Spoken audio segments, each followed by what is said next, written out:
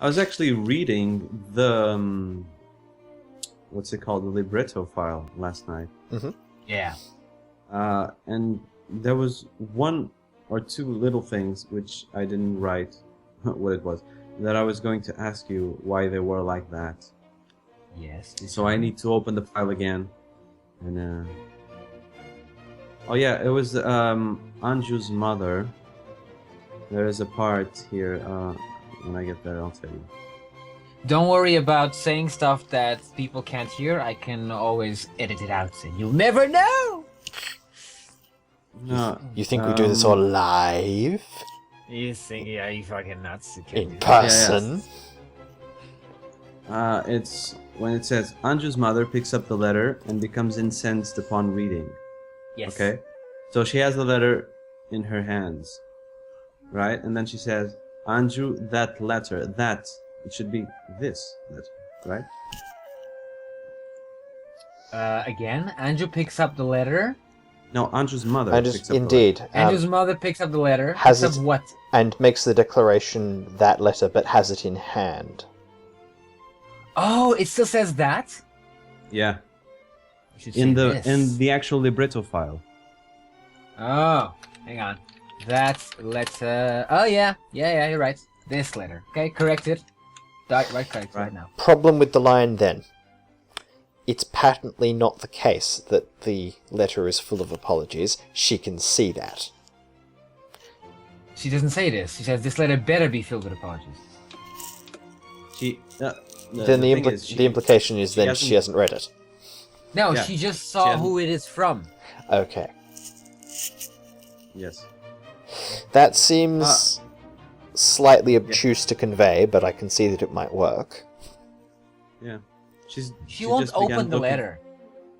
We had her open the letter in demo because of Anju opening the letter and everything. But Anju opens the letter, reads it, and when she hides it from her mother, she kind of crumples it up or closes it, whatever. Anju's mother just grabs the letter and sees who's it from. It's not necessarily.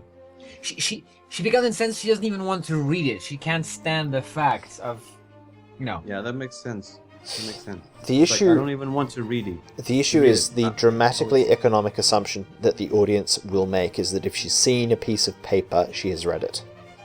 No. But if That's you see excessive. a letter that's inside the envelope, then you haven't read it. No, because she. Oh right, because Andrew can put it back in. Exactly. But is it then evident who it's from? Yeah, it's No, evident it isn't. who. No, it isn't. It isn't because Andrew asks who's it from when the postman gives it to her, and she keeps she wonders as she opens it. So no, it is not. It is not indicated on the letter. This letter. Well, it's. What would you recommend instead of this letter better be filled with apologies? Then? I would recommend.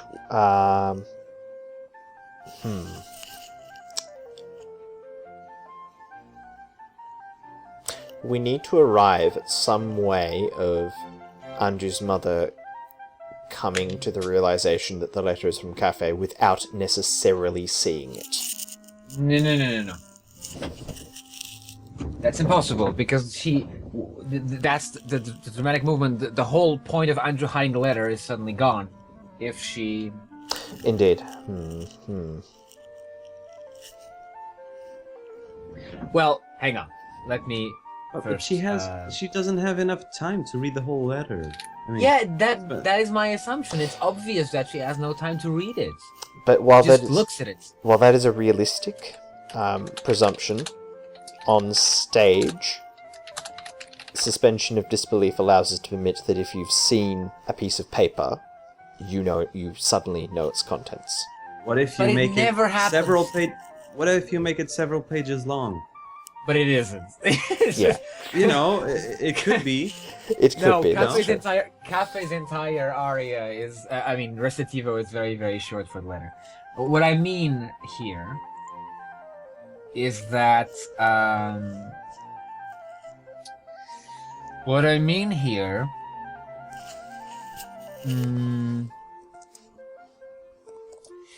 is that the letter is in, like her body language can be enough to show that she doesn't even want to read more of it.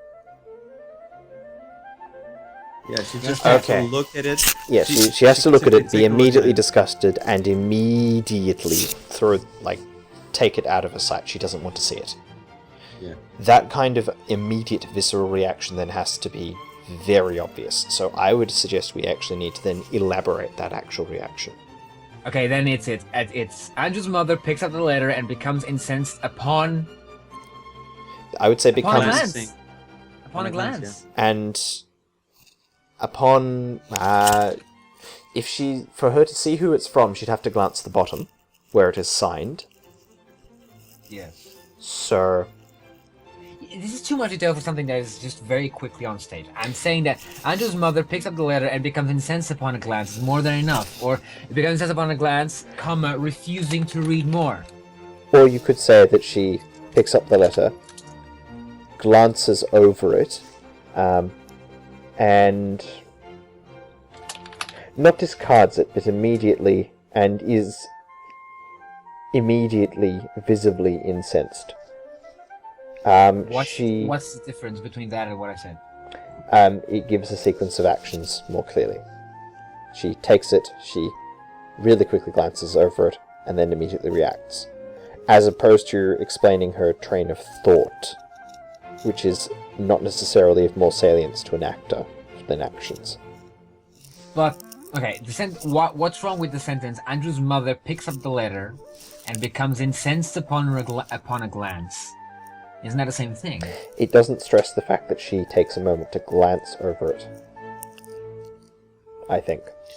Okay, then picks up the letter, takes a moment to glance over it.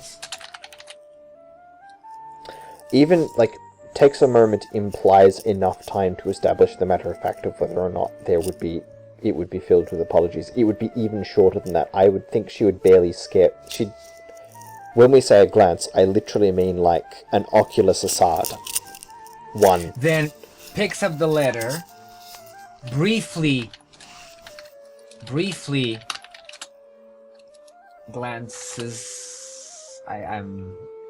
The sentence was fine. The sentence was perfectly fine as it was. I don't see the problem.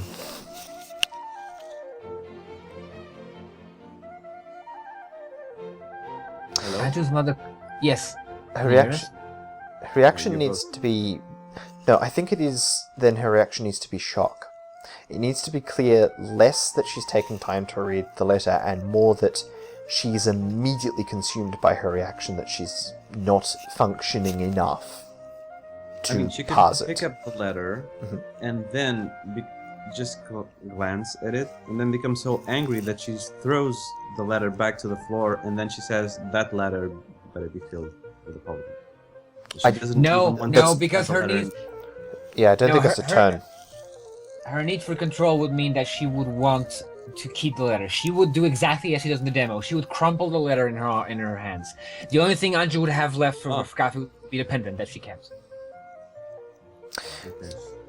The problem with that is if she crumples it, the idea of threatening someone with "this had better be why."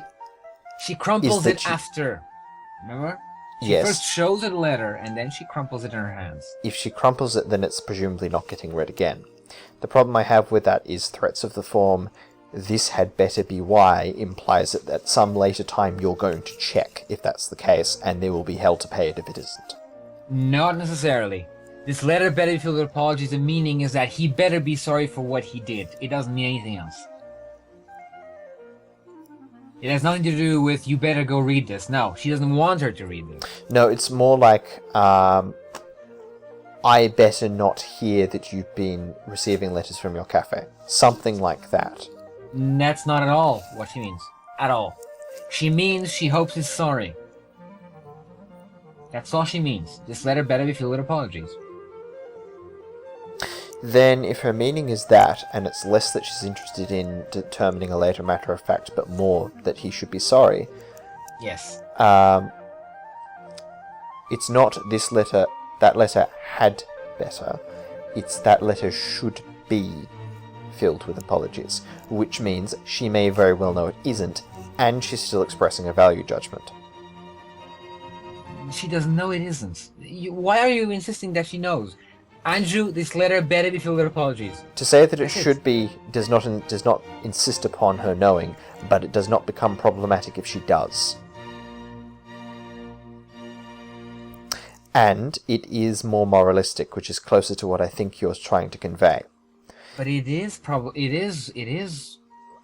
I'm lost. So I don't see the problem. The problem is that letter had better be filled with it is a contingent threat. Mm-hmm. It takes that form. It is, there will be hell to pay if I should find that it is not so, that there is something that has happened.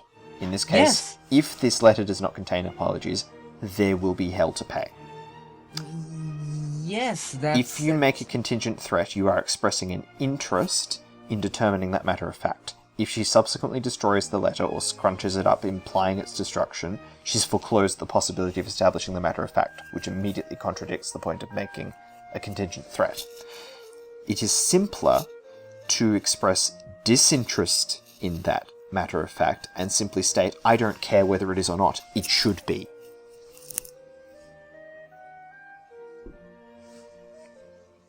Do you follow?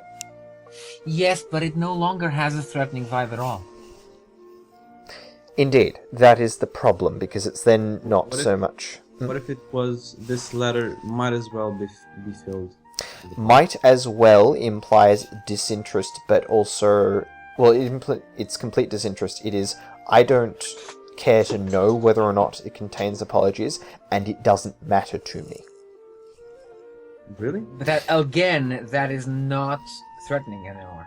Indeed. To say might as well means, for all intents and purposes, I'll treat this letter as containing apologies. That would be giving Andrew the benefit of the doubt, which I think is exactly not what she's doing. Okay, we still haven't figured out the sentence. Yeah. So Andrew's mother picks up the letter, comma, and then what? She... becomes incensed upon a brief glance. After a brief glance, yes. Is there a difference? Not really, I think it's just clearer.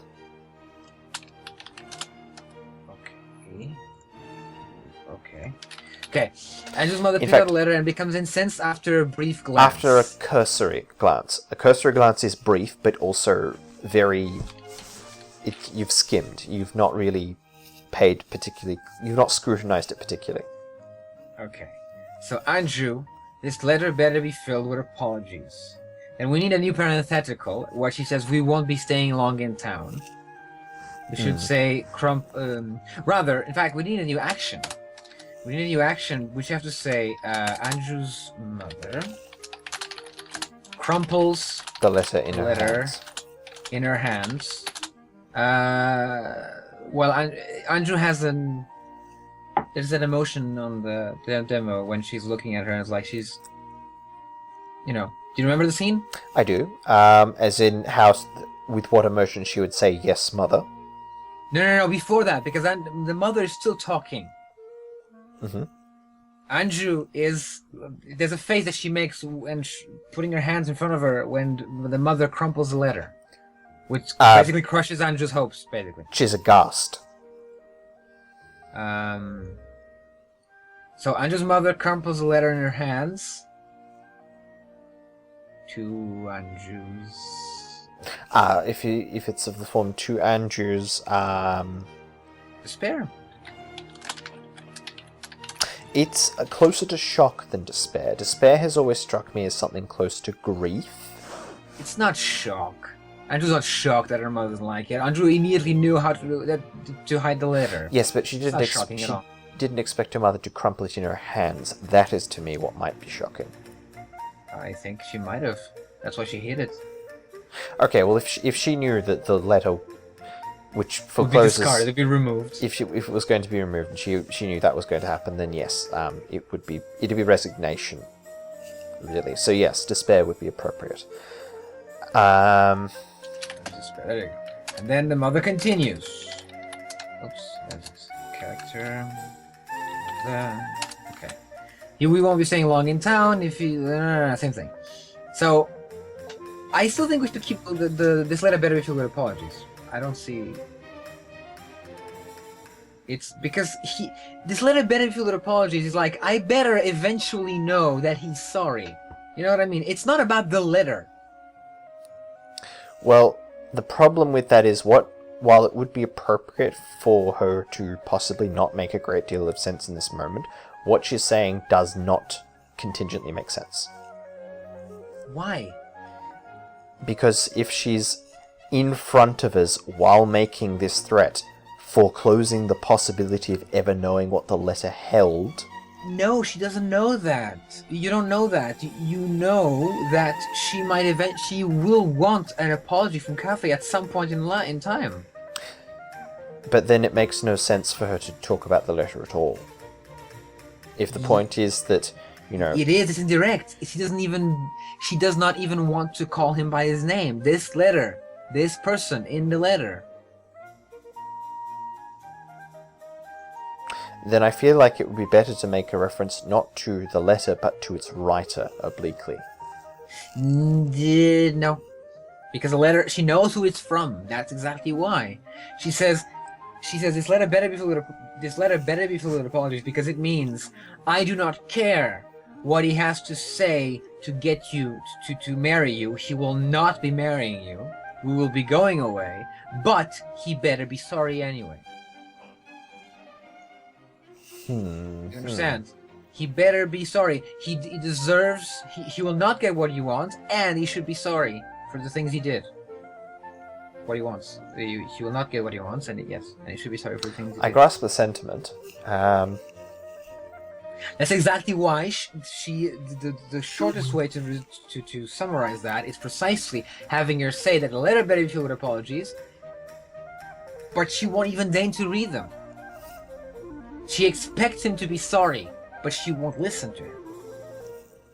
That's precisely what defines Andrew's mother. I won't hear of it, and I hope that you are aware that you did the wrong thing. That's basically the whole sentiment about her and about tortoise. About a cafe and about tortoise. See what I mean? It is a contradictory state of mind entirely. That's kind of the point. The mother is stuck in some sort of strange loop of frustration. Most characters are stuck in this sort of strange things. The postman who can't leave town, the mother grieves, the mayor and Muto and Weissen who are in the same argument. Quasi-fugue state. Yes, everything is stuck. Everything is stuck. That's the whole point.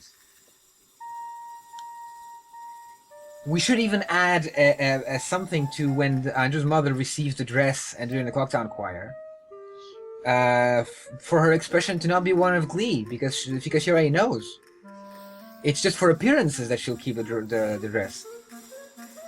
You know, and everybody knows there's gonna be a marriage, but nobody knows Cafe's missing. Indeed. I mean, some people do. Some people do, but no one will state that to the status quo. You know. Well, nobody's. I mean, everyone has not seen Cafe for a while.